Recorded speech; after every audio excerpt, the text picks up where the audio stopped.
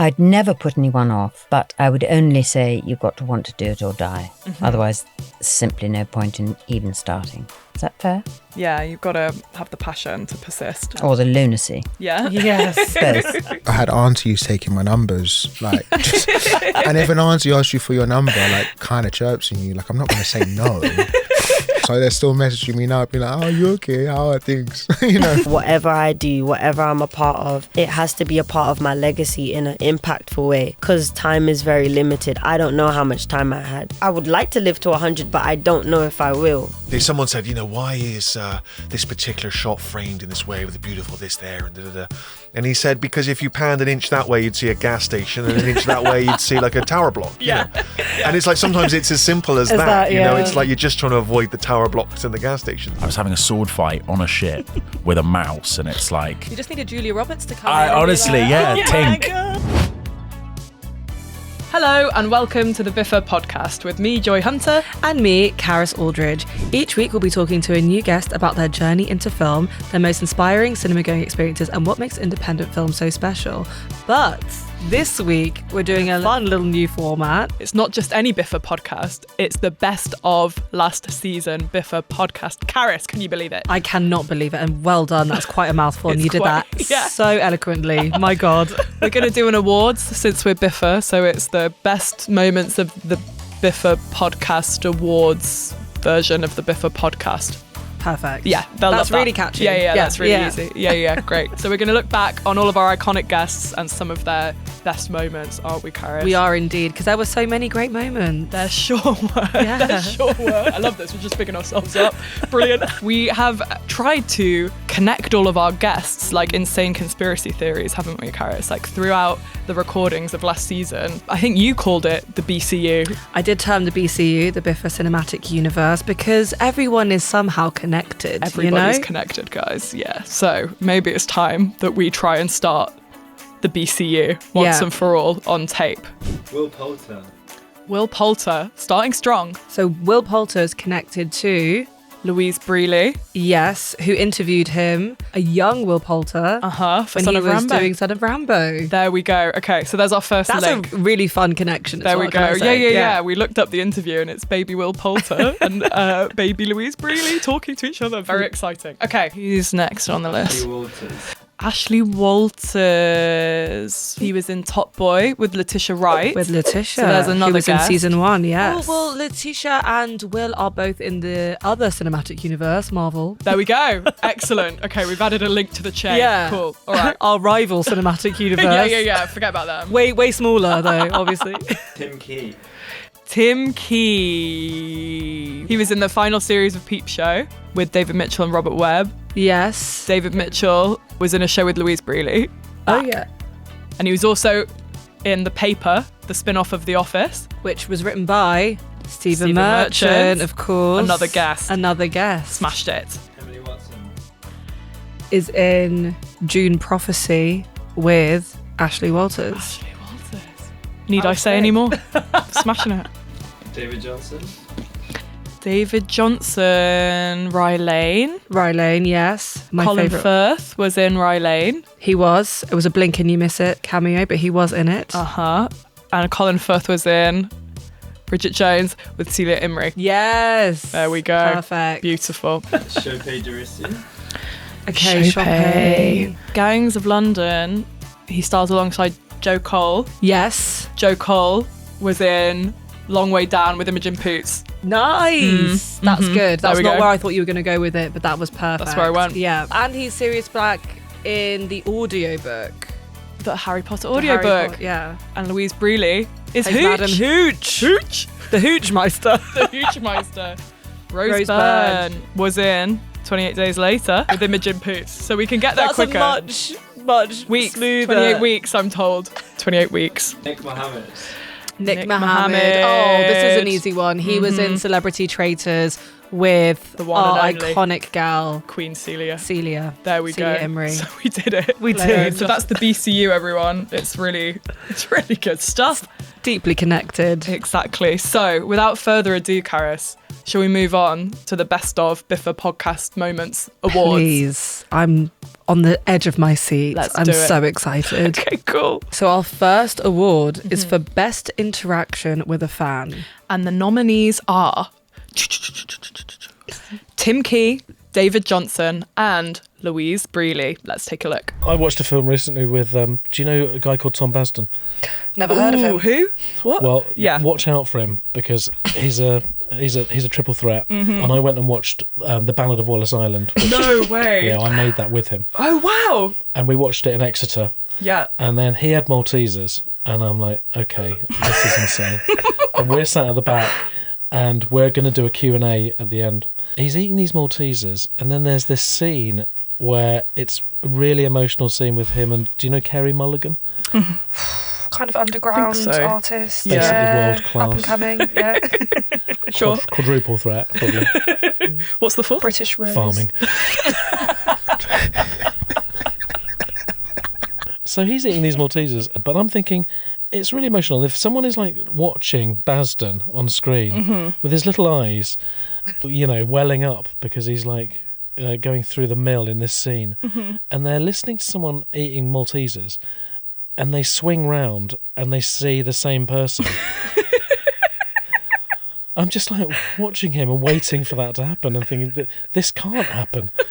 Yeah. You Breaks a certain literally- illusion. No, imagine if you're watching A Wonderful Life and you turn around and James Stewart's eating a banana. It's not good enough. I feel like you could see. I feel like explaining that story to someone would get you sectioned. They'd be like, sure that happened. Well, isn't that that's what Bill Murray does, isn't it? Apparently, he like sort of Does walks he? past people, who are sort of and grabs a chip from their plate and says they're not going to believe you. Have you ever done That's that? iconic. No. Thought about it though. Cool. Yeah, fair enough. No, Fair I've got enough. all that to come. Yeah. Rewinding slightly to Rye Lane, what was it like to film around Peckham? It was the best. It was absolutely the best. I had aunties taking my numbers, and if an auntie asks you for your number, kind of chirps in you, I'm not going to say no. Never. Yes, auntie, take my yeah. number. It's absolutely fine. So they're still messaging me now, being like, "Oh, you okay? How are things?" So no, I mean, there's no environment like Peckham. When the film came out, I actually had to go and start shooting Alien. So I missed a lot of what was going on in London, and I just kept getting me, Viv, and Rain have a group chat, just getting messages from other people that were forwarding it to them of stacks of people outside the Peckham Plex selling it out for days. I think it was sold out for 3 weeks straight, which is just for me crazy. That's what movies are about. I know this is not what we're talking about right now, This is but way better such than our brave questions. girls. There's a scene right at the beginning of the first season where it looks like I'm being fisted. I was actually being fingered, but I went for it too much. I was told to do it with gusto, and I went con molto gusto. And so I'm bouncing up and down. Anyway, during that scene, I thought it'd be very funny to have a Titanic reference. So if you can bear to watch it again, it makes me physically sick to watch that scene. It's veterinary. One of the most disgusting things I ever committed to video. I thought at first, I was like, I'll have that on my show, it'd be quite funny. I'm like, no one must ever see this thing. Anyway, I was ordering a Campari soda last summer at a 70th birthday party, and a woman came up to me who was well into her 70s and said, "Did I just see you being fingered on the telly?" You're like, which time? Yes, she did. Can I buy you a drink? And the winner is Louise Brealey. Who else could win that section? What a mad story. It's the best story ever. It makes me laugh every single time. It's too good. That's why you're Thanks, here. guys. Thank you. It's Because, time at that last, I'm people getting the realise. recognition I so badly have craved my whole life. And our next award is for most inappropriate story regarding a cinema snack, Karis. A niche category, but there were lots of many entries. stories. Yeah. And our nominees are Imogen Poots, Stephen Merchant, and Tim Key. So let's take a look. Yes, snacks are essential. Popcorn mixture. I feel like the American popcorn buckets are also triple the size, or am I? Is No, that you're right, a and also, misunderstanding? but they're also wet because of the butter. I don't like that. Don't like that one. Of course, the butter. Who wants wet? Why would you want a wet pour in Yeah. the snack? No, thank you. Yeah. No, I've had a really And then visceral you're like, reaction to I that. know, it's really hate really that. having to wipe it on the chair. Soupy snack. No, you want a nice dry entry point, and then a Nice dry big crunch. Diet Coke, I think. Yes. Bit of very DC, good. can't go wrong. Yeah. Yeah, lovely. yeah. It's a really nice experience. Yeah, by from the yourself. tap, not the bottle as well. Exactly. Yeah, absolutely. Good. Like whenever we ask those questions, I'm like ready to sort of agree with anyone, but like there are correct answers, and I feel like you have There got are. them. I mean, I like a foam banana as well. Do you remember like pick and mix? Oh, yeah. Oh, okay, yes, yeah. Sorry, I lost you for a second, then It's I'm all back. right. I'm back in the There was a room. bit- yeah, there's no context there at all. Poots Yeah, brings the- like foam bananas to the cinema. I don't know what she's doing. She's talking about pick and mix. But just like a nice, nice box of foam bananas. Yeah. Nice. Yeah. Nice. Sure, I'm like liking the that. yes-anding that's going on with this. Oh yeah, we It's back really it. We back it. good. We're here to talk about cinema, but like really, we're here to talk about snacks. Do you know what I mean? I hate to sound gauche, but my favourite cinema is my home cinema. Yes. So I have had like a proper one made, you know. Whoa, what's the setup? Oh my god, that's Just so it's like the, you know, it's cool. the, I mean, I've done it. I've sort of tried to evoke the kind of cinemas I remember from my youth. Okay. So a lot of sort of red material and low light and just the whole vibe that you'd expect. And the popcorn as well. Like, do you have Well, all of the? here's where we differ Okay. between me and almost everybody else, which there's no eating in my cinema. None at all. No. A couple of reasons. One, you're not getting your greasy popcorn fingers on my expensive upholstery, Completely fair enough. which is fair Yeah, enough. Yeah. And secondly, I've even when I was young, I've never been very tolerant of eating in the cinema. I just get don't know it. why we're chowing down popcorn and nachos when I'm trying to listen to the film. No, I totally I'm get still, it always bothers me, Yeah. even now. So I'm a bit ruthless about that. And I understand that, you know, a lot of cinemas are making their margins by now serving food in the cinema. I mean, at least you used to have to buy it in the lobby and bring it in. Now they're bringing it to your seat. I know. Yeah. For I know. goodness It's sake, wild. full meals. I mean, Yeah. I went to see I, Daniel Blake, which famously yeah. has that scene where, you know, she's so, you know, In the food desperate that bank. she eats that food in the food bank. Yeah. There was someone there eating a sort of gourmet kind of mezze platter. During that, kind of watching it going, oh yeah, this is a real problem in the UK. You know, and dipping their hummus and their pita bread. I mean, it was unbelievable. I guess quite a spectacular one was Zone of Interest. Oh, yeah. And that was in a cinema where you're allowed to have food. And That is. the guy next to me did have 2 burger and chips. You are kidding me. I think it lasted During about... that film, It's a pretty quiet film. fucking I mean, I would say. Do you know what the film's about? I do know what the Yeah. film's I'd say about. the It's a sound is one the burger and character chips of the film, really, maximum. It was kind of crazy. Thinks of bringing a burger and chips into a film like that. Well, then again, That is insane behaviour. Oh my god. And the winner is Tim Key. It had to be. It had to be. I mean, who has the audacity to do that I in the have- zone of interest? I've told so many people that story and everyone's just jaws on the floor. Like, what's going on in that cinema? That guy needs to be like someone. He needs There help. needs to be a reckoning. He needs help. Exactly. Anyway. We've had some incredible people on who have amazing careers, so of course we had to ask for the best piece of advice. And the nominees are Celia Imrie, Emily Watson, Stephen Merchants, and David Johnson.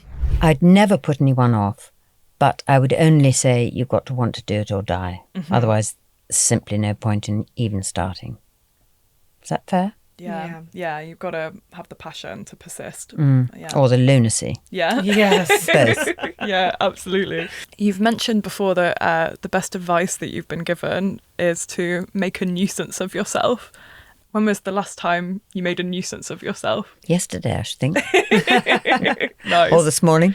No, that was given to me by, I was cleaning for Arthur Schwartz, composer, American, in Knightsbridge, so he had all the mod cons. And then I said I had to leave because I'd got a job. And that was his advice, make a nuisance of yourself. I love that. But so I have been ever since. Fantastic. And we're so glad that you have been. Oh, Yeah. good. As an actor, you have to be a bit of an idiot. You have to still be that kid who somewhere deep down you kind of think it's real. You know, of course, you know it's not real and so you're making it up and someone's going to say cut on him. But if you can release yourself into that somehow. Stellan Skarsgård, who was obviously we were partners in crime throughout that film. And I was so lucky that it was him because he was such a wonderful role model because he cares passionately about all the things that matter. And he said to me very early on, because I obviously hadn't done anything at all before, and I said to him, what is screen acting? What do you do? Help. Good person to ask. He said to me, don't aim for anything, just let go. And that's always been a struggle, you know, because you want to have your ducks in a row, you want to know what you're doing, you want to not fall flat on your face, but to actually have the prescience to have everything lined up and have it all planned and have it all, you know, you've done the work, you've done the prep, you've done everything, and then to go, okay, I'm going to let go. I actually have to say that brings me sort of right fast forward to the present, to Jessie Buckley. Yes. Watching her work and talking about her and listening to her talk about her work, of her going, I genuinely have no idea what I'm going to do before she does all the prep and the work and everything, but I let the character show me the way. And going, oh yeah, as you get older, you've done a lot, you kind of get good at knowing how to solve problems and fix things. And actually, you know, that's not the most interesting way to work. Maybe just walk out there and be prepared to fall flat on your face and see what happens is really interesting. Do you have advice for sort of filmmakers at that position as they're sort of trying to break in? What would be your big bit of advice? Because I'm sure a lot of people would want to know, given your success. The great thing about that period was I didn't know what I didn't know. Yeah. And that's what I mean by the arrogance of youth. It's that you just assume. It's like you come, like I studied film at university, but not as a practical filmmaker particularly, more just academically. So I came out, and in my early 20s I was like, I could make a film. I could make a film, yeah. Do it tomorrow. It'll be better than all this crap that I'm watching. And then you actually try and make one, and it's really hard. Yeah. And you just don't know how quickly the time goes and how quickly the money goes and how all these beautiful sunset shots you'd imagined aren't going to happen because there is no sun. It's overcast and grey and bleak and rainy and, and you're whatever, and you're running out of time and whatever it is, and the actors, you know, don't know their lines or whatever. There's a Kurosawa quote I read once where he said something like, someone said, you know, why is this particular shot framed in this way with the beautiful this there and da-da-da? And he said, because if you panned an inch that way, you'd see a gas station, and an inch that way, you'd see like a tower block. You know? And it's like sometimes it's as simple as that. You know, it's like you're just trying to avoid the tower blocks and the gas stations. And so that's the biggest thing I learned was, I just don't know as much as I think I do. But that's also a superpower. Because it means that you just kind of go in, and you should go in if you're young and starting out, like you can do anything, and that you're invincible, and just do the thing that you want to do the thing that you want to see, because you only get a chance to make your first thing once, and then if it's good, you're always living off the back of that, or living up to it, or failing to live up to it, or whatever. It's like the band that makes the great first album and then they have the difficult second album, right? You get that chance to make that first thing completely on your terms. So, yeah, throw everything in the mix. You know, don't try and second guess what someone will want or what that will sell, or, you know, it doesn't mean you're not trying to keep one eye on the audience, but, you know, it's just do what you want it to be. And we were very dogmatic about that on The Office. You know, just we saturated the colour out of it because we wanted it to look like it had been sat on the shelf at the BBC for years, and someone had stuck it on randomly, like we need to fill up half an hour, let's throw this documentary on we never aired.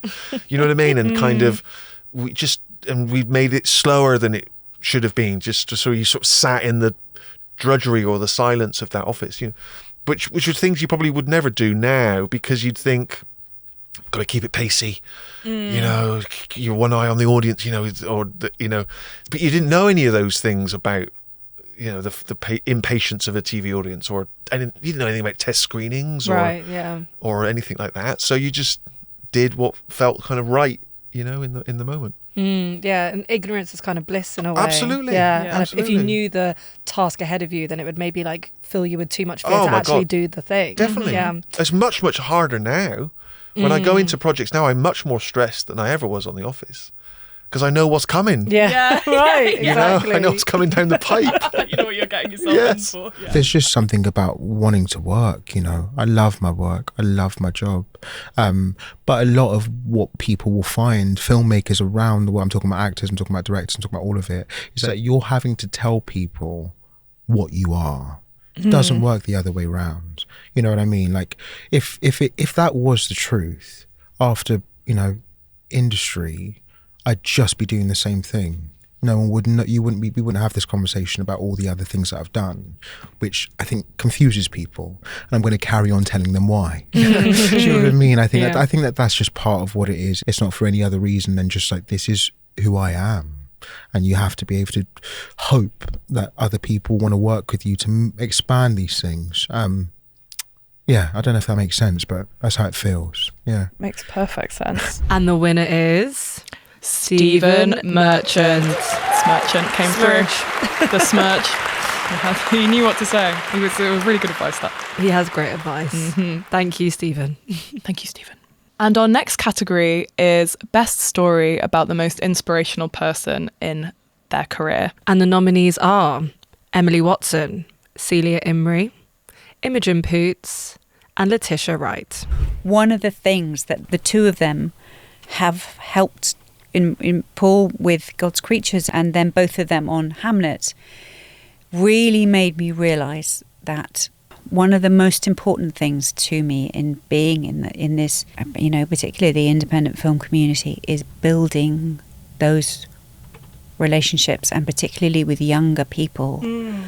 Because actually that's what makes you feel so alive with it. I mean, those two don't need anybody to tell them what to do. There's a generation of incredible younger actors who are so generous and so lovely. They're just, so many of them are really, really gifted and amazing, and so hungry to discover things, and so cultured and intelligent and well-read, and just like, wow. Yeah. But I've got a lovely photograph of me and Jessie. We're sitting out the back of the set at Elstree in the garden of, you know, it's like the garden of the house. I just saying to her, oh my God, you're just so much braver than I ever was. And she's turning around to me and going, no, I don't think I was, Emily. I was having a real moment of connection. But just meeting someone who is so unafraid to go there, to look you in the eye in the moment and be utterly, utterly, deeply transported by this, whatever this scene that's happening. It was such a profound thing for me to be there for her. And of course with Paul Mescal, well, you've played his mother twice. Yes. Yeah, so we're hoping that tradition will continue. Yeah. And your stories are quite similar because he was Oscar nominated for After Sun, yes. Quite early in his Yes. career. Did you talk about that? Your sort of slightly like mirrored to recognise yourself a little bit, careers? because it's kind of paralleled. He's very sort of savvy in terms of how to connect with people and connect with the world. He's very incredibly articulate and funny, and you know, he's one of those people who can be brilliantly self-deprecating and natural in front of a camera when it being him, which was never something that I found easy. So I was like, you go, kid, you got this, you know, you don't need my advice. Yeah. But I think, you know, it's been a massive journey for him, obviously. You know, it's been through so much acclaim and so many things happening. And there's a moment when we were filming Hamlet, or recently said, so how's it like to have your own place? Just because he'd been living out of a suitcase for I don't know how long, for a very long time, just going from one thing to the next, to the next, to the next, to the next. And just, you know, knowing how to steady yourself and put down roots, and just watching that evolution has been amazing. But going to see him on stage as well, and like going, you are such a true actor, so hungry to get really to the bottom of what you had to do, and to watch him doing Shakespeare, like to have the courage to step up and go, I am gonna be Shakespeare. And also having the smarts to know that it's not about what's been said and what's been written. It's about the words. It's about what body do you need to be occupying to have been the person who did that, who wrote that. It seems like you just have an amazing ability to, you know, you're a real opportunity. You see these opportunities, but you also see the brilliance of all of these people and how that's managed to kind of carry you into your career, even in those early days. And I think that sounds a bit like your relationship with Victoria Wood, who really kind of, through her work and her writing and of course iconic Acorn Antiques, which is amazing, got you into that space and really known for your amazing comedic acting.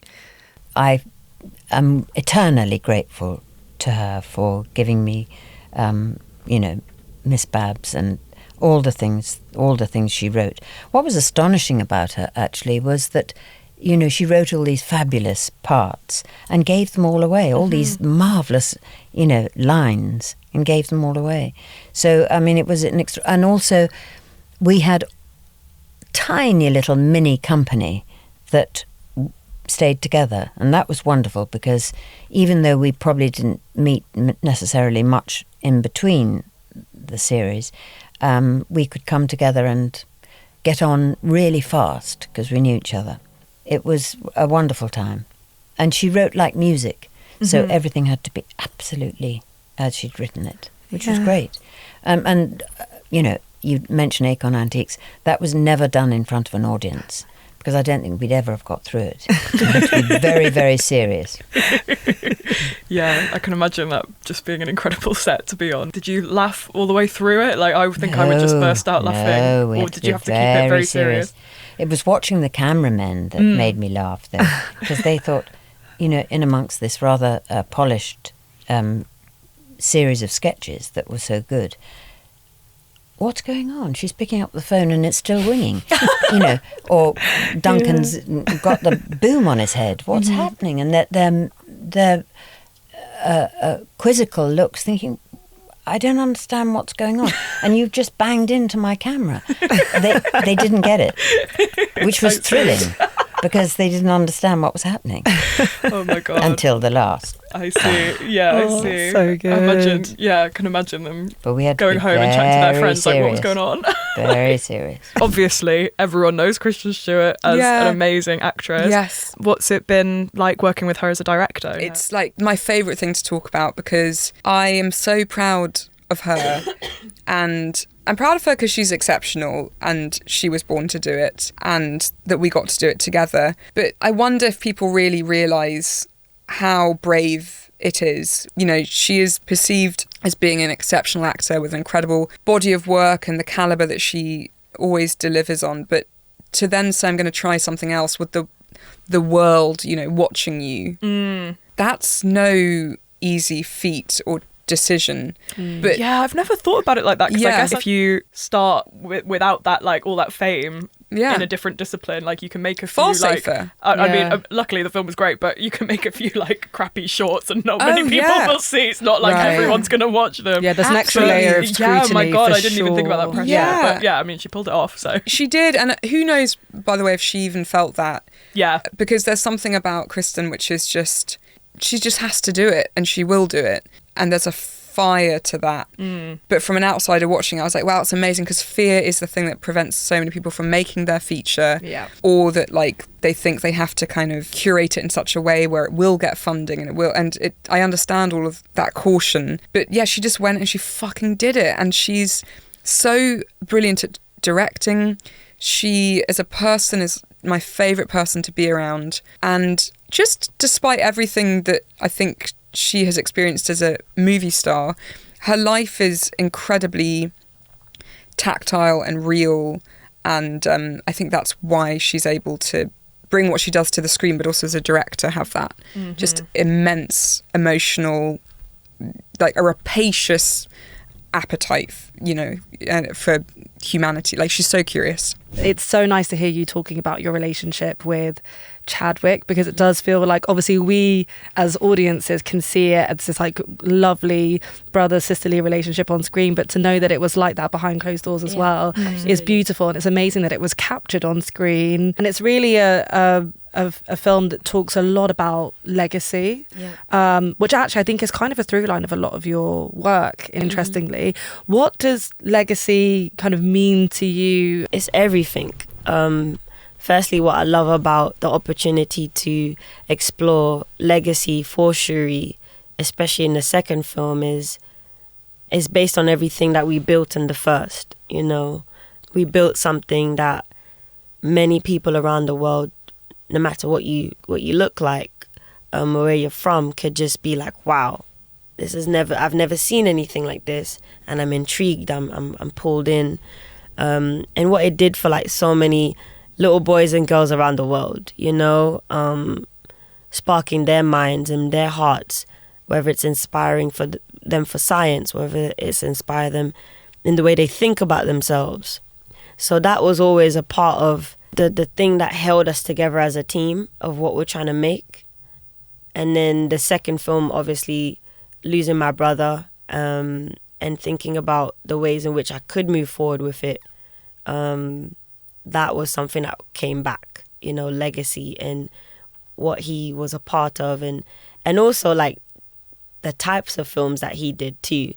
I used to make fun of him, and yeah, I remember making fun of him on set one day, and I was just like, what are you going to do next? You're going to do another biopic? And he looked at me, and I was just like, I'm sorry. I'm like, I'm sorry, bro, but you know you be killing them biopics. But yeah, he always was very focused on something that was meaningful. And I loved that I could see that in someone else. Also someone that was older than me and represented like leadership to me. So I knew that what I was feeling in my heart from like back in the day, from like being 18 and, you know, doing certain TV shows or doing certain things and like always chasing my legacy, I could see it manifest in someone else. And he happened to just be my big brother, on screen and off screen. So it felt right to have that be the North Star of what we were doing for Black Panther Wakanda Forever. That it felt right to let it keep running, you know, because of the inspiration that it provides for so many young kids around the world and what he would want too. And that the fact that he didn't let anything stop him from achieving his legacy, even to the last point. That also goes into the way I live my life, and even more so, you know, losing my brother has cemented that desire in my heart, that whatever I do, whatever I'm a part of, it has to be a part of my legacy in an impactful way, because time is very limited. I don't know how much time I had. I would like to live to 100, but I don't know if I will. So how much time do I have? And if I was told I'm gonna be here till 60, how would I use my time today? I literally was having these thoughts at 5 o'clock in the morning. Those are some 5 a.m. thoughts. We've all had them. Yeah. But life experiences have taught me that we don't know the time, we don't know the hour. So we have to make each and every day count, and what we're doing count. I almost feel silly saying it because it's kind of like a basic observation of film, but it's important to remember that that's the magic part, is that those films are like there forever now. Yeah. You know, and that's such a special, rare thing. And that's, you know, all ties into that idea of legacy. And that's a beautiful part of it. Deepen it a bit today. But it's a very special thing. Is so true. Like film stays forever. Even though everything is still fresh, and, you know, losing my brother has been one of the hardest things in my career. I forgot that we have those moments. Yeah. That's captured, and that generations upon generations can watch that film. Yeah. I literally did not deep it like that. So thank you. Oh, well, thank you. Thank you. Yeah. Thank you. And the winner is Letitia Wright. It had to be. I mean, her talking about Chadwick was just incredible. The influence he had on her and how she's carried his memory through her work is just so beautiful. Yeah. So that was a no-brainer. Letitia, you're a winner, baby. And the next category is the best story of getting cast in a role.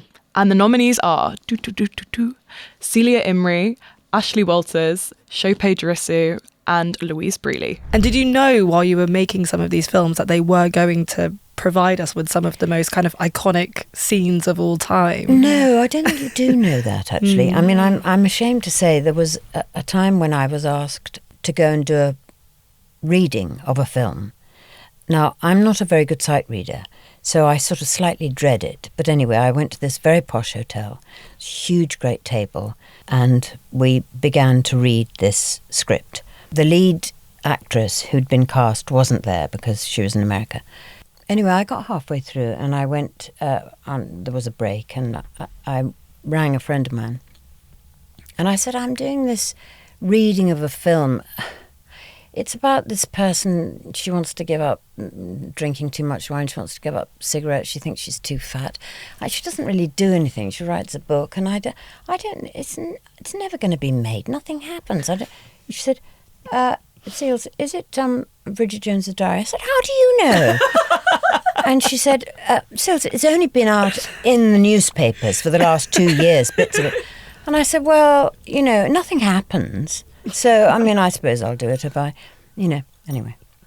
That's the rest the is truth. history. That's And then the you're there truth. I know. 25, is it something like 25 years later, Something like fourth that. movie? Yeah, it's funny though, isn't it? Because you don't these things that we see as iconic now, and like, of course, that was going to be always going to happen and always going to be that moment. Actually, there's a huge amount of uncertainty on the other side, Yes. isn't there? And quite right, so there should be. When I saw Boiling Point, the film, I called my agent. I was like, I want to meet him with this man Yeah. ASAP. And he took the call. He took the call and we had a Zoom for like an hour. And you're just like, I love this guy. Man. Yeah, Like, just a down to Instant earth connection. guy. Instant connection. And this is far, before... Yeah, this is Adolescence way. was There even was on the no horizon. plan. There was nothing. It was just I just wanted to speak to him, and we just ended the conversation like we're gonna work together at some point. Yeah. And then when I did 1,000 Blows, they were doing Boiling Point, the TV series, Oh, yeah, of course, yeah. and I was like just about to start prep for 1,000 Blows, and then Steve rang me and was like, "Do you want to come and do Boiling Point TV series as well, like one block?" I was like, "Steve, there's no way I can do 2 shows at once." It's like I got prep for one or whatever, but so I missed out kind of with Phil there. Yeah. And then when we were finishing 1,000 Blows, I got a call from Steve, and he was like, "Yeah, you're coming on this new show to play a copper." That's how he speaks, like, "You're coming. You're gonna play a it. copper, Certain man. and it's the first time you've ever played a role like this in your life." And I'm like, "Steve, I played coppers before, man. I was in Silent Witness, my guy." Yeah. You know what I mean? Tell me. And he Yeah. was like, "Nah, never like this, mate." He said, "This role's gonna change your life." Whoa. I'm like, "Okay." You don't say no to Stephen Graham, you know what I mean? So I went up there. And yeah, the feeling, like I knew from reading the script, this is next level, man. You know it's going to be a conversation. People are Yeah. going to be talking about this. But for it to do what it did, I think that has to be, it's a real zeitgeist moment. It's a real, like, hitting the nail on the head at the right time. Yeah. It has to be, everything has to be perfect. The alchemy the for stars that has to aligned. be crazy right for that to do what it did. And it just was. It just, it's the right time. Talking of massively popular TV shows, yes, you are in Gangs of London. I am, yeah. Which is so beloved. And what an amazing character you get to play in that show as well. I'd love to ask a bit about your journey into getting cast in that role, because I understand you were a bit bold and went for the part that you wanted, Was a which bit we bold. For a love. second, I think that's yeah. what especially independent filmmaking is all about, making some Absolutely. of those bold moves. Yes, so I was asked to audition for a different role in the series and loved meeting the guys, really enjoyed the script, was really excited about what it could be. And then it had a start date that was maybe the middle of summer, and they were like, "Oh, we're going to have to push because we haven't found our lead yet." I was like, "Oh, okay, cool." I'd been told the sort of names that they were going out to and the caliber of people who were going to be involved within it. It's like, okay, cool. You're going to pick the right person. It's going to be amazing. Just let me know when. And then it got pushed again around September time because they still hadn't found their person. And I was just like, can I be the person? Do you mind? Would you see me for it? I got a flat no. Oh, wow. Yeah, Okay. immediately, absolutely not. Because, like I said, the caliber of person that they were trying to attach to this project, they wanted it to be like a modern day Game of Thrones. So you needed your Sean Bean to sort of validate or give the series the credentials it needed to be international and brand and put the money behind it, all of that stuff. So I was like, okay, cool. Yeah, I'm definitely not Sean Bean. That's fine. But you're going to get a Sean Bean. I'm going to love working with this Sean Bean. Yeah. And then 2 weeks later, my agent calls me up and was like, you remember you asked to audition for the role of Elliot? I was like, yeah. Are you still interested? And I was like, I'm not going to turn around and say no. Can you imagine? Yeah, No, like, your pass it chance now. is gone. I don't take scraps. I was like, yeah, of course I am. So I had the opportunity to go and meet with Gareth and Matt about this new role. Did the audition and they were like, okay, cool, yeah, sure, fine. Go off to this fight test where I got to meet Jude Poyer and Chris Webb and Men's Sana Tamaklo, who were the stunt fight department choreographers. And they put me through my paces physically. And I'm so glad that one of my teachers at school who was teaching drama gave us a stage fight lessons. And I remember doing a performance of Macbeth when I was like 14, and he put proper sword fights into it. So there's a lot of like physical discipline that you need for stage fighting, which the sort of margin for error is reduced in film fighting because it's about camera angles, and sometimes you actually just need to hit someone, where stage fighting is like making sure you never ever do. So there's a very quick learning experience. But then I had also been doing like judo and karate at a really young age, which my parents stopped me doing after a while, because that combined with watching wrestling and having a younger sibling was not a good combination. As the younger sibling, I back your parents. On behalf of all older older my sister siblings. slammed me down. I Oh was my like, goodness. On behalf of all older siblings, I apologise for that experience.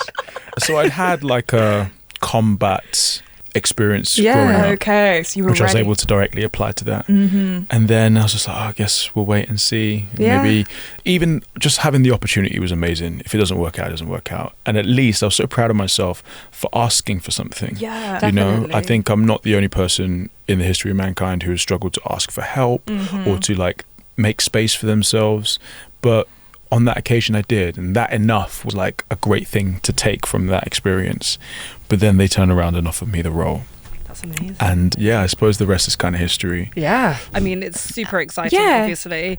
And you're playing Madam Who? I'm playing Madam Hooch. Yeah. So I had the phone call, and they're on the line. It's quite crackly. And they said, Lou, you've got a part in Harry Potter. I was like, oh, wow, great, amazing. What's the part? And they're like, it's the physics teacher. And I went, oh, lovely. Well, that's absolutely, they sounded very excited. I was like, oh, this is fantastic. I put the phone down. I rang Ferdy, my boyfriend, and I said, Ferdy, I've got the part, I've got a part in Harry Potter. And he's like, fucking hell, what part? And I said, the physics teacher. And he said, Lou, there isn't a physics, it's magic school. It's magic. There's no physics. And he went, for fuck's sake, was it the Quidditch teacher? And I said, oh yeah, no, that was it. That was the Quidditch teacher. What a twat. The physics. What a It's twat. literally a magic school. It's a magic They're school. pretty like. It's a I'm just magic like- school. They reiterate. don't do physics, chemistry, and biology. science. They do magic. That one, but both were very useful. But the fact that Nell is actually on screen, it sort of unlocked the whole film. And then the fact that Carrie played Nell was very helpful for the film. Yeah. Yeah. Because I mean, I heard the story that that you wrote her an email saying film opportunity, and she was like, "Well, I have to say yes to this." But was she the immediate person that came to mind when you were writing the character? Of Yeah, Nell? Okay. I always find that when you're writing a film or writing anything, there's a lot of procrastination, and it's a much easier thing to just stop writing and just start writing a list of people. So we did that a lot with Nell, and we gradually crystallized it down to our favourite 10 or something, and Carey Mulligan was by a stretch our number one. And that was when I said to James and Tom, I've got her email, and I can email her. And they were like, they reacted as if I'd said, I've got the key to a bank and I think we can rob it. I won the and lottery get away with twice. it. Yeah. But so I emailed her film opportunities, and Amazing a big subject opportunity for Carey Mulligan.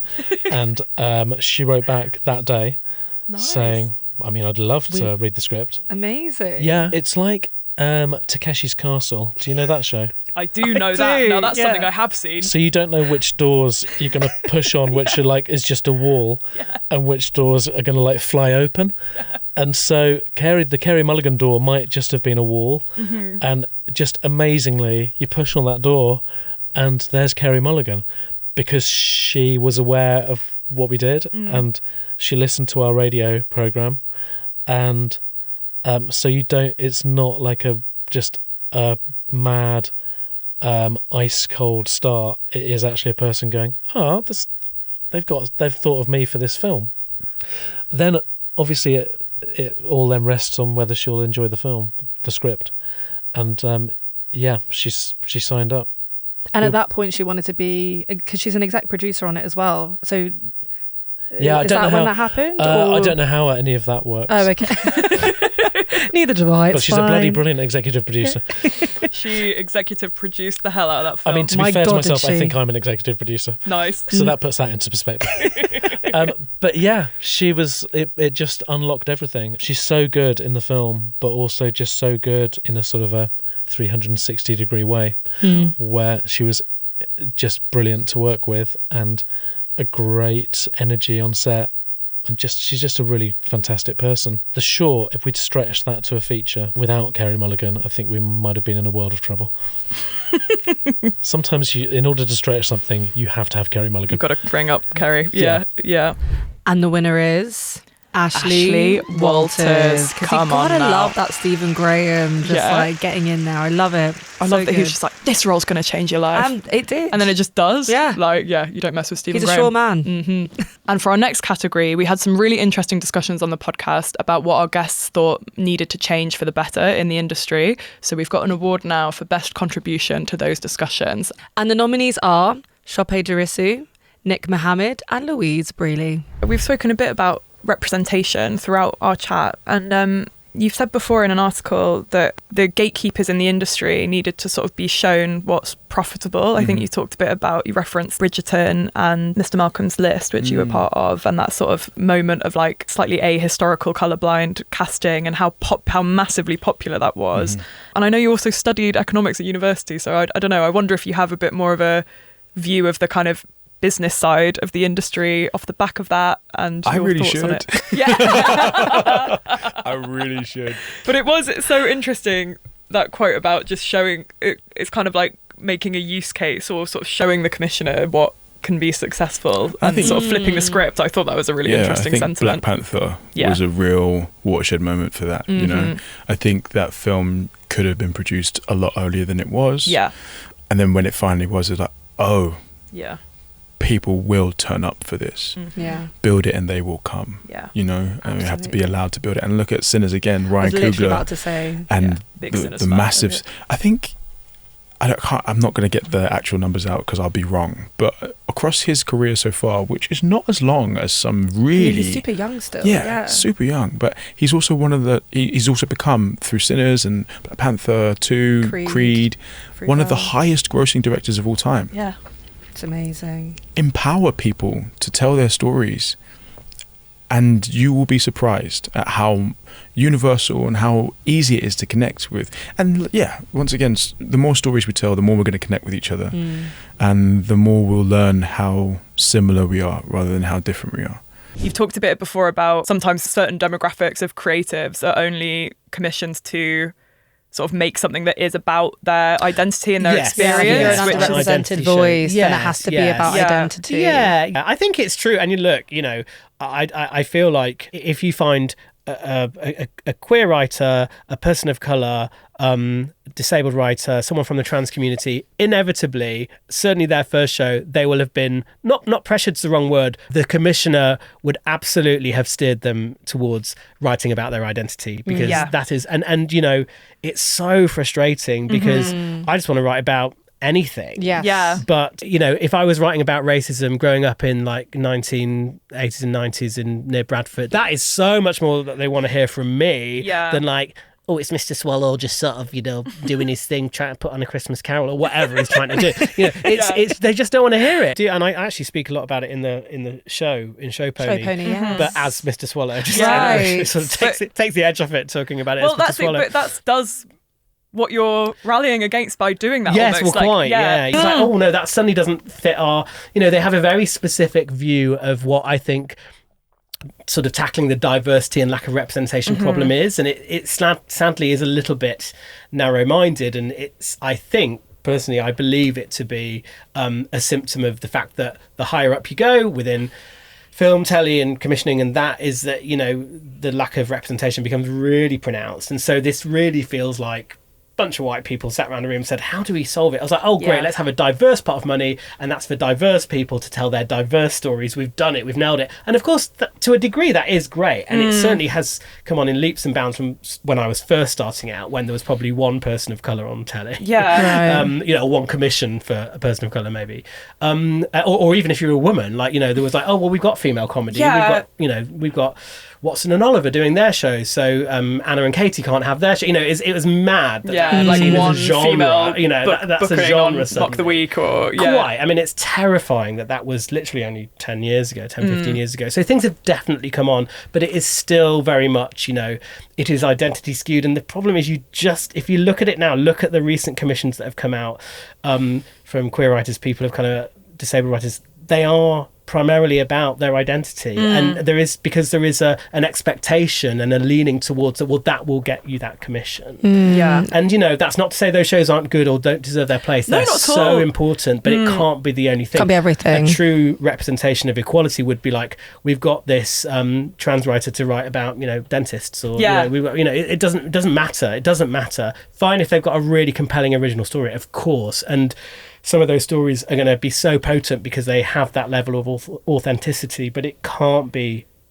the only thing. And I do rally against that, because I just see it happening again and again and again. And it's a big question to ask, because of course, like, the fate of the industry is not completely on your shoulders, but do you think if there was something that you wanted to change within the industry, it would be that, like, trying to have a bit more representation in that higher level of commissioning space? I think it will just then trickle down. I think it's just really, and all it will take is just like 2 or 3 more writers, say, I can only experience it from a writer of colour because that's what I am, but say a writer of colour and it doesn't have to be, it shouldn't be me, it should be someone new, really, been given their first break, but it's not an identity skewed show, because it would just show that that's not the only route. Because the problem is, if you are a person of colour trying to break through in this industry, you see what is commissioned from your fellow people of colour talent, and you're like, well, they've all written about it, so that's sort of probably my only route, certainly as a first stab, and to get through the door. And as much as that sounds like an opinion, it is statistically true. It just is. It's like 90% of those shows are identity shows, and so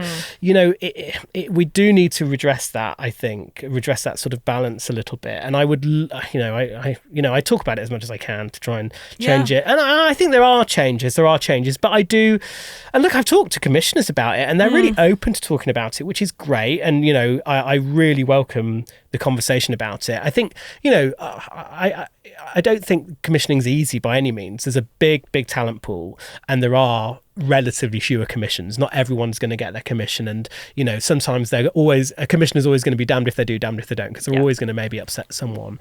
But I think this is such a general problem, and it is so evident by just look at the commissioning and look what's on telly and look at the representation and how predictable those patterns are of what's getting commissioned if you're from an underrepresented group. It feels like, come on, this is sort of taking the mick now. You've got to break this cycle. And you've got to significantly break that cycle, because it's just becoming a bit of a self-fulfilling prophecy at the moment. It's kind of hindering progress. Well, it's just frustrating people. It's like the talent pool doesn't exist. It's not like, a trans writer can't write about dentistry or something. I'm just plucking something out of the sky. But you really want that trans writer to write about dentistry, Nick? Come on, trans community, do it. I want to see that show. But like, it's and again, I just want to re-emphasize the point. It is not to have a pop at identity shows. They are so important. Of course. I want to see those shows as well. Just more that they can't be the only part of the picture. Which is obviously very enticing. Such a load of old rubbish. Really winds me up. All that. That's the one thing I really loathe about TV and film sets, actually, is the hierarchy, which you've got to have to make things happen to an extent. But there's a lot of old rubbish about treating runners and SAs, supporting artists, formerly known as extras, badly, not giving them warm things. I don't want to say I'm a hero or anything, but I will give them my coat, because then they'll give me another one, and it's just like, it's a lot. I just think it's rubbish. It's absolute rubbish. Complete load of rubbish. Stop it. No. We're all the same. It's nonsense. I think some actors, if you get famous really young, you think, oh my God, look at this. I'm the absolute dog's body. Yeah, thank you. But in fact, you're just tiny emperors. Like out of The Last Emperor, you've got no power. Somebody else has got the power. You're just a child, and they need to know where you are. That's the thing. That's why they're fetching you your cup of tea, love. Not because you're special. We're all a team. It's a team. It is. It is very. And I know I sound like, what a great guy, But it's true. That's what I love about indie films more than anything, because there very much is a sense of all in together. Necessity is the mother of invention. You can't dick about. Everyone's helping each other. There's a proper team spirit. Proper team spirit. And the winner is Nick Mohammed. I loved hearing him talking about this. I think it's such an important conversation, and clearly our listeners did too, because it was very well received. Yeah, we clipped that up and put it online, and it got like hundreds of thousands of views, and loads of people shared it and talked about it. So it was really exciting. Worthy discussion. Yeah, it was really exciting to sort of witness him talking about that and then see it go online and people have it chime with people. So yeah, big up Nick. Big up Nick. Even though you messed up on the traitors. And of course we had to have an honorary award, which is for the most mentions of a single film. And the winner is, who else? Will Poulter. For his love of Hook. He loves that damn film, and we love him for loving it. We sure do. A good portion of the film takes place on this massive ship. Like, that's what a good portion of Hook takes place on. Like, I was literally living a dream. Like living a dream. It was Yeah. crazy, and I felt Amazing. so lucky. Yeah, I was having a sword fight on a ship with a mouse, and it's like, You just needed Julia Roberts to come I in and be honestly, like, yeah, "Oh my Tink. God." I wish Yeah. Tink had been part of our film, Oh, but we're so excited to talk about Hook. I'm so glad. yes. Listen, we can talk for the next 40 minutes about Hook if you want. I'm down. I'm like so impressed that you're single-handedly just like keeping the Hook chat alive. Thank in you for your every work. interview. I was like, yes, okay. Honestly, it's A so. purist, a Hook purist. I've been like trying to work out. Like, I feel like I want a tattoo from that movie, of something from that movie, like some Lost Boy, some kind of like. Do you know what I mean? Nice. Yeah. Nice. Some kind of. I'm trying to work it out. I will go to bat for Titanic. Like, your Hook, like my Titanic is your Hook. I Like, I watch see. it, me and my friends watch it every New Year's Day hungover and get an Indian takeaway. Oh it's a tradition. my! I want to spend January 1st with you and your friends. That sounds Honestly, amazing. like- Listen, there is absolutely nothing wrong with just entertaining folks, and sometimes that's what we want from you. We Yeah. just want to be entertained. We don't want to hear about X, Y, or Z, politics or social ills or whatever else. And I also respect that. You know, Hook was just an amazing. Gotta bring it back. You gotta bring it back. Gotta bring it right back. That's why we're here. Talk about Hook. But like, you know, those formative films for me, you know, more often than not were an escape, you know, Yeah. and actually just engage with imagination and weren't necessarily teaching me, you know, sort of these things about social action or whatever else. And I think there's still always and should always be a place for that. Big up Will Poulter, he was our first guest. He was. So he's got a special place in our hearts. Thanks for listening to the BIFA podcast. If you enjoyed today's episode, then make sure to subscribe so that you can listen to brand new episodes as they land. We want all of the film fans to find us, so make sure to tell all of your friends and spread the word. The hosts were Karis Aldridge and Joy Hunter. The show is produced by Daniel Aldridge and Kat Butterfield for Audacious Productions and the BIFA team. Audio engineers are Nathan Cooper, James Gibbons McGregor, and Jitzel Gonzalez Estrada. Filmed at Fiction Studios and Bleep Post-Production.